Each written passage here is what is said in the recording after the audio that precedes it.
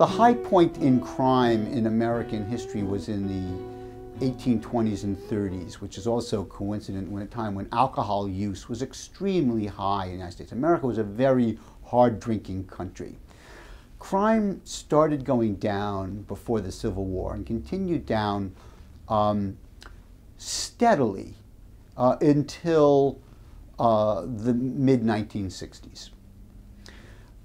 Crime went down in large part as there was the rise of industrialization, the rise of the cities, the rise of public schools, the temperance movement. So crime continued to go down, in fact, in America. But in the 1960s, in the early 60s, and crime started to go up, and then started going up dramatically in the late 60s. Now, so I'm 61, so I was born in 1949 at the early edge of the baby boom. I was born then a year after the U.S. military was finally integrated by President Truman's order. That my parents lived in a country that was racially segregated by law. That my parents, who were in their 20s during World War II, my father was in the Army was segregated. The country was segregated. There were so many white men in uniform that they had to start giving black men jobs that historically had been reserved to white men. So that when they said, we will let black men drive streetcars in Philadelphia, there were riots. There were riots because that was a white man's job.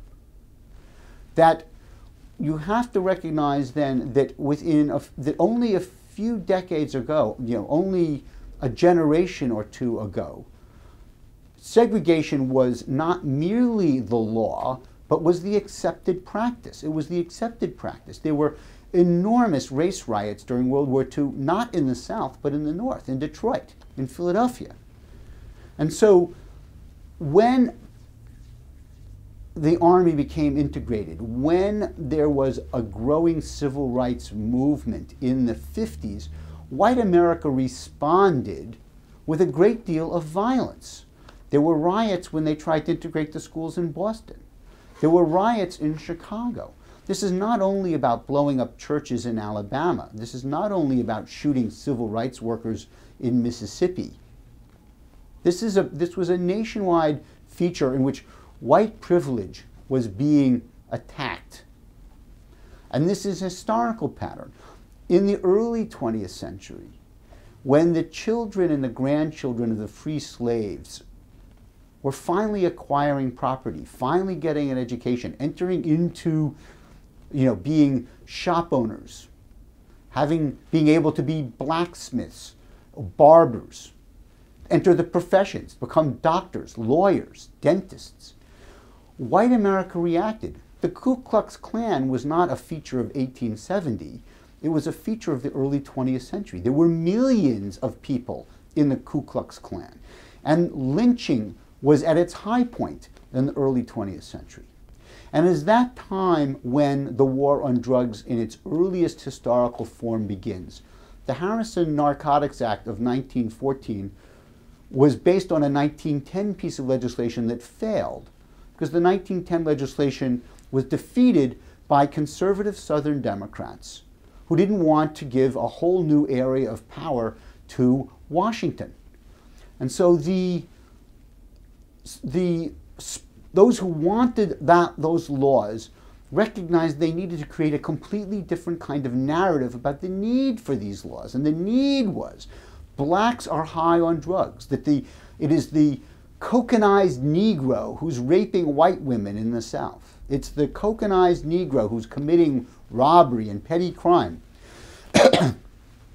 And it is with a new explanation of why we needed prohibition on cocaine and heroin and so on that the law passes. But it's not also an accident that the Democrats at that point took control of the Congress in the 1912 election. They took control of the White House. We think of Woodrow Wilson, the president elected in 1912, former governor of New Jersey, but he was born in Staunton, Virginia. He was a native. He was, you know, a Southerner. He was a Southern Democrat in his heart. And one of his first acts in Washington as president in 1913 is to segregate federal lunchrooms in federal office buildings that had been integrated since the Reconstruction.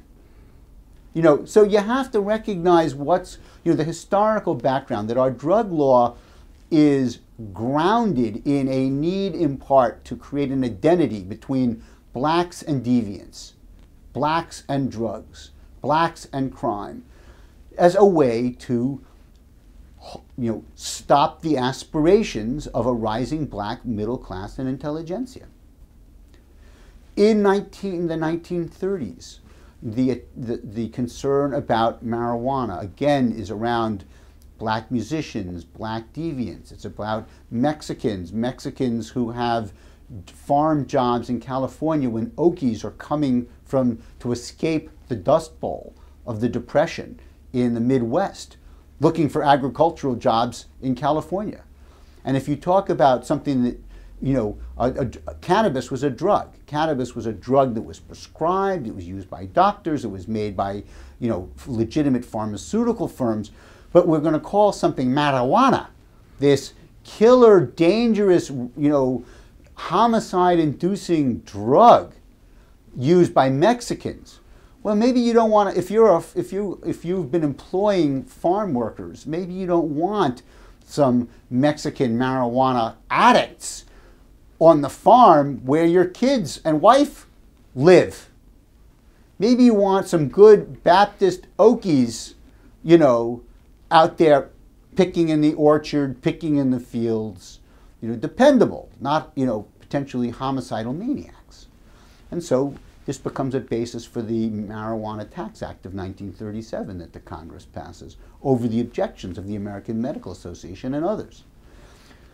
So when we move then historically then to the 1950s and the 1960s, we recognize now that there is a full-blown civil rights struggle going on in the United States. You know, we know the story of Reverend Martin Luther King and the Montgomery, Alabama bus boycott. We know about the rise of sit-ins in lunch counters in Greensboro, North Carolina. We know about freedom lighters, you know, with men like John Lewis, who's now, you know, a member of Congress, you know, and how, you know, he's pulled off the bus and he's beaten and the bus is firebombed, you know, in Anniston, Alabama. I mean, these are now, you know, things that it's hard to escape not knowing.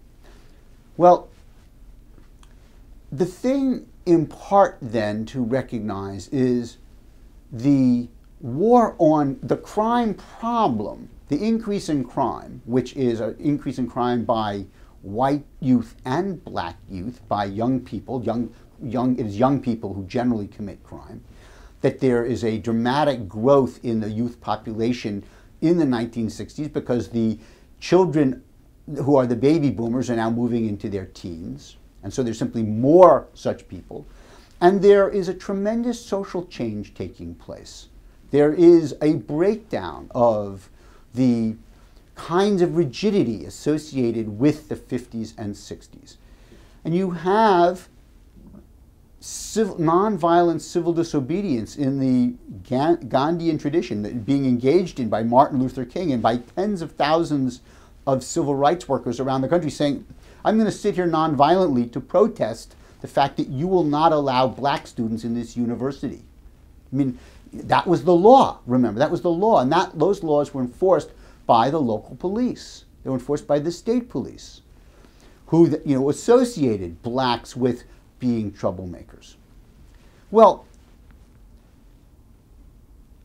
the civil rights movement won, and segregation was no longer the law, it was outlawed. It was prohibited to discriminate against blacks in employment, in housing, in transportation, in education, in all of these ways. This was, you have to understand, a genuine revolution in American society now. This idea that blacks were equal to whites in a real sense. You couldn't stop them from voting after the Voting Rights Act. In 1972, one of America's most prominent criminologists, at that time beginning his career, Al Blumstein at Carnegie Mellon, wrote a paper, co-authored a paper called A Theory of the Stability of Punishment. One of the fathers of sociology, Emil Durkheim, had sort of argued that in societies, all societies need deviance, and they need a certain amount of deviance, and you sort of look at that deviance and say, that's what's bad, that's what's wrong, and those of us who are not deviant, we are therefore defined as good. We know what the norms are. These are outside the norms. And he wondered whether or not you could look at this specifically in terms of how much punishment does a society impose as a way of measuring deviance. And he looks at the rate of incarceration in the United States and in Norway and finds that for the periods of data that he's able to get, the rate of incarceration is roughly level at about 110 per 100,000 from 1920 to 1970. The beginning of Prohibition, which we recognize was a lawless kind of time, the whole Roaring '20s, then the whole Depression, then during World War II, and with people being in the army, the rate of incarceration is roughly level at about 110 per 100,000. Then into the post-war boom, into the stable 50s, into the turbulent 60s, level at about 110 per 100,000. And so he publishes this paper in 1972 saying, Durkheim's right, see, isn't this a remarkable phenomenon of societies, same phenomenon we saw in Norway, level about 110 per 100,000. Now I've heard him speak, at conferences of criminologists many, many times since. And in the 1990s, he'd put up a slide, here's this level rate, and then he'd show 1970, the rate of incarceration has started up, and it is still going up. It's now nationwide on the order of 700 per 100,000. It's grown sevenfold, in 40 years.